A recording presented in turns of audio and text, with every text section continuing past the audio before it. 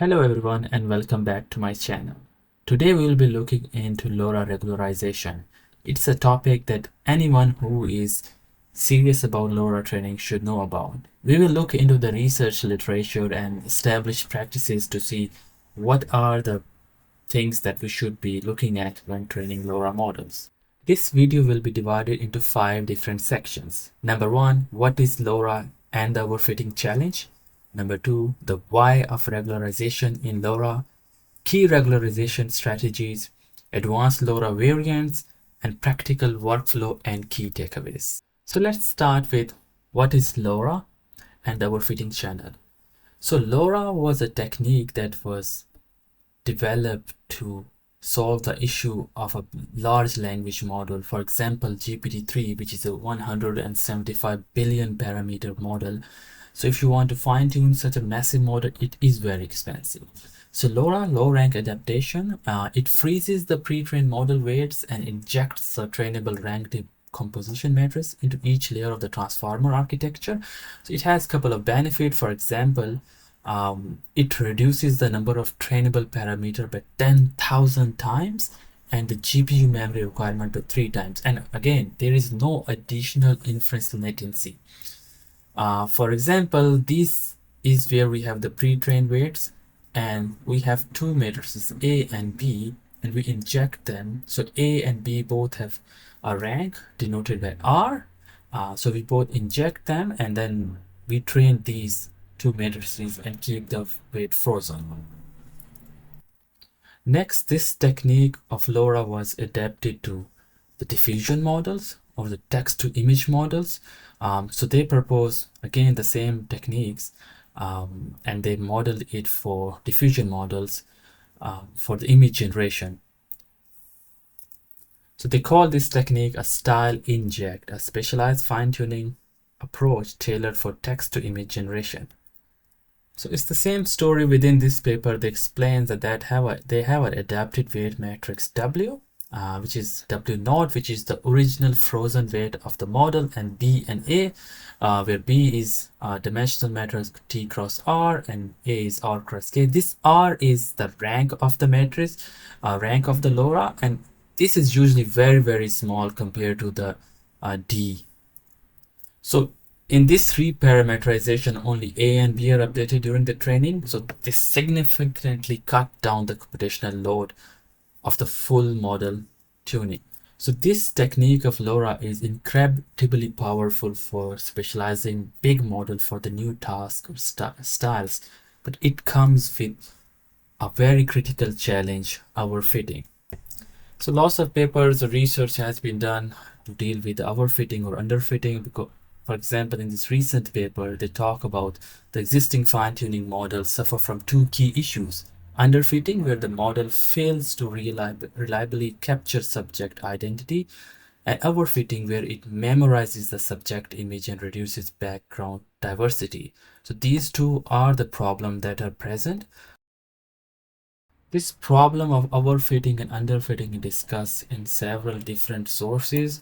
For example, in the NVIDIA Dreamboot Guide, they talk about when fine-tuning large pre-trained language models on specific tasks or text-to-image diffusion models on a small data set, a problem like language drift and decreased output variety often arises. So again, there are other sources as well. For example, lots of discussion on Reddit about the LoRa training both overfitting and underfitting. What's the solution? So these are the problem that arises with the LoRa. So even though the LoRa trains far fewer parameters, the risk of LoRa module itself overfitting to the small dataset is very real. This is when the regularization comes in. So let's move to the section 2, that is why of regularization in LoRa. So in machine learning, regularization refers to the technique that is used to prevent underfitting or overfitting to improve the generalization capability of a model on an unseen data. For LoRa, it's about finding the balance, making the model learn a new style or a new character without forgetting the vast pre-trained knowledge or its availability to generate diverse coherent outputs. So essentially, when we are updating the weight delta W, which is made up of A and B low rank matrices, We want them to integrate harmoniously with the base model's weights W naught. So technically speaking, that delta W is very small as compared to the originally frozen model weights. But when we want this delta W to be applied to the attentions layers of the unit model in a way that they both work in a simultaneous way, some people call it a handshake. So we want them to work together, regardless that these are very small updates. So let's move on to the section 3, which is about the regularization techniques. So one of the most well-known techniques popularized by the Dream Booth paper is prior preservation loss, which basically allows or enables synthesizing the subject in diverse scenes, poses, views, and lighting conditions. What does this mean is that you train your LoRA not just on the subject, for example, your character, but also on a set of prior images. So these prior images are generated by the original pre-trained base model using a general class prompt, for example, a photo of a dog. For example, if you're training for a specific dog character. So the goal is that this helps prevent the model from forgetting what the general class look like. So we avoiding the language trick or catastrophic forgetting, and allows it to generate your specific subject in a more varied context. So this prior preservation loss encourages the model to continue producing output consistent with its original understanding of the class when prompted with the class prompt. So idea is that it helps it to retain class knowledge and aids generalization. Limitations, some researchers and practitioners have noticed that it can sometimes struggle to fully preserve the specific identity of the your custom character and lead to reduction in image diversity. Similar prior preservation loss is mentioned in the Dreamboat NVIDIA user guide as well. And similarly, in the Dreamboat README on Hugging Face Diffuser, they say about having 200 to 300 images work well for the most of the cases. But again, there is a lot of debate on using this approach, because if you go to the other research sources, for example, the paper that we had looked before, prior preservation loss generating a set of, for example, 100 to 200 images, class-specific images. And while they argue that while this helps retain prior knowledge, empirical results show that it often fails to fully preserve subject identity and reduce image diversity, limiting its effectiveness. So what they do, they propose a new method called the noise consistency regularization, which essentially has two losses. One is the prior consistency regularization loss, and the next one is subject consistency regularization loss. So the idea is that the first loss here, so the model is fine-tuned for those prior 100 or 200 images, so the loss should remain the same. So idea is that the LoRA does not need to relearn the class prior if the base model is already claimed good at it. So the intention is to improve the fidelity of the generated subject images, retained realism from the pre-trained model, allowing LoRA to only focus on the specific subject details. The other loss is more focused on the subject itself, so it's designed to preserve the subject's identity and while simultaneously. So the idea is that we will have two losses. One is working on the prior class images, other is working on the subject. One will focus on, so the subject loss remains the same when we apply attached LoRA to it. The next one will focus and kind of work towards your own custom character or the style.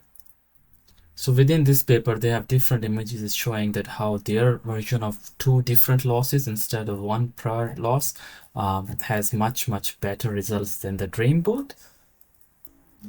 So another method is called the dropout. So the idea of dropout is to prevent neurons from co-adapting too much, forcing them to the network to learn more robust and redundant feature, we've got the network dropout and the rank dropout. So network dropout randomly setting a fraction of neurons activation in the LoRa layers to 0, whereas the rank dropout is randomly dropping out some of the ranks or dimensions within the LoRa matrices A and B. So the arguments against using dropout is that it reduces the effective capacity of LoRa modules. So you might need to use higher rank LoRa to compensate for this. So offsetting some of the efficiency gains.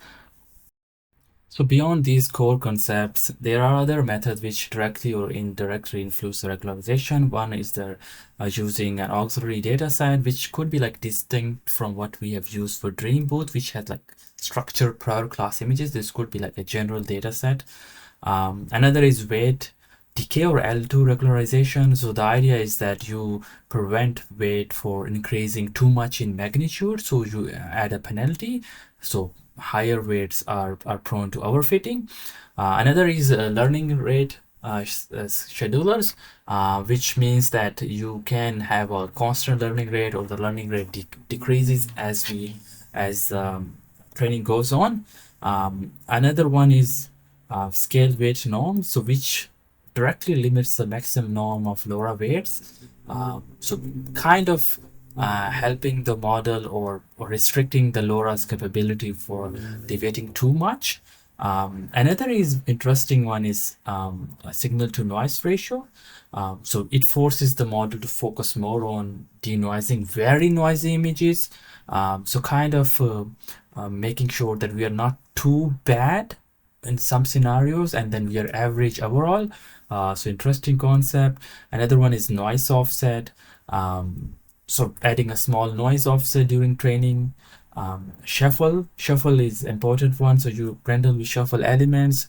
So kind of changing the pattern how the loss is being computed or we're doing the computations. Another one is Huber loss, and then there is also another technique called auto LoRa. So there is a separate paper on it. So they also have a sampling technique that conditions the LoRa. So basically to increase the sample diversity, which is interesting one. And there is also drag LoRa or delta denoising score DDS as well. Which brings us to our last section, which is segment practical workflows and key takeaways. So I think there are like two separate distinctions. Are you training character LoRa or style LoRa? And then the data set quality and diversity, which will basically help you understand how much different parameters will affect. For example, the rank of the LoRa, I would say if the data set is small enough, we don't need a bigger rank. If it's too diverse, there are so many different things happening, then you might have to go for a bigger rank of 16 or 32. Otherwise, small rank is good enough. So as always, start simple, observe and iterate. Hopefully, if your data set is of highest quality, you don't need to tinker too much with the hyperparameters. But again, there are techniques over there. For example, the prior preservation loss that we have discussed and the noise consistency loss that could help.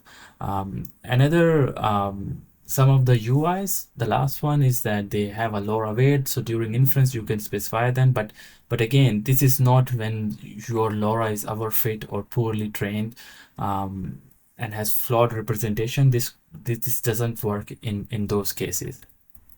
I know it's a long video. Hopefully you guys have learned something from it. The key is to understand the principle, observe your model's behavior, and systematically apply these techniques without just randomly applying or changing different hyperparameter. Again, the research is constantly advancing. The new LoRa variants and regularization methods are appearing every day. So hopefully this was of some help. Thank you. See you in the next one.